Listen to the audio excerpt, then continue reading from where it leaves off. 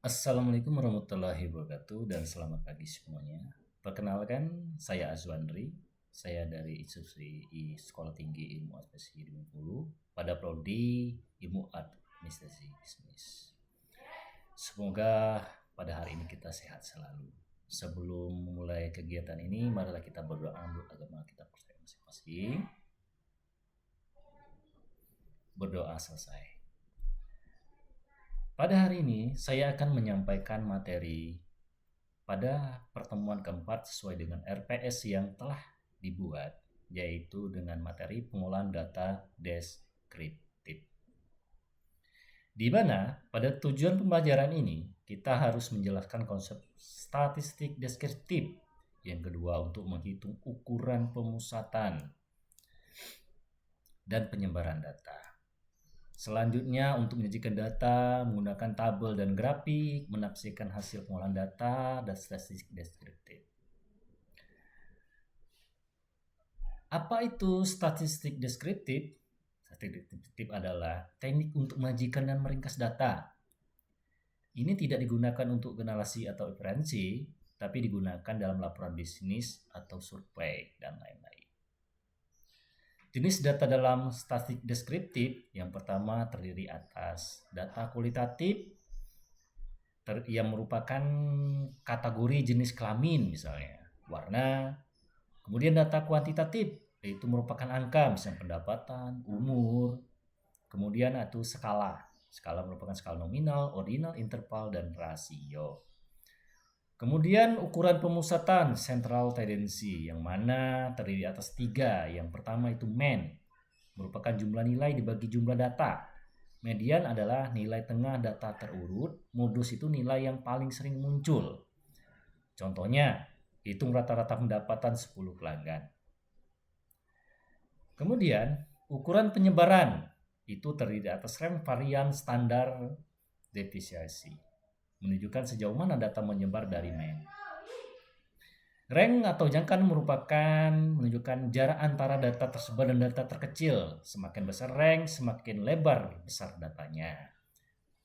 Jika data nilainya 55, 60, 65, 70, 95, ranknya 95 sampai 55 sama dengan 40. Rank ini sangat sederhana, tapi peka terhadap pencilan online. Selanjutnya itu varian. Varian ini untuk mengukur sejauh mana nilai data menyebar dari mean-nya. Semakin besar varian, semakin besar perbedaan antara nilai data. Contoh, jika semua data mendekatkan mean, variannya kecil. Jika data tersebar jauh dari mean, variannya besar. Kemudian standar deviasi merupakan adalah akar dari varian dan memiliki satuan yang sama dengan data aslinya tidak dikuadratkan. Ini adalah ukuran yang paling umum digunakan untuk melihat sebaran data. Contohnya, jika SD nilai ujiannya sama dengan 5, sebagian besar siswa berada kurang lebih 5 poin dari rata-ratanya.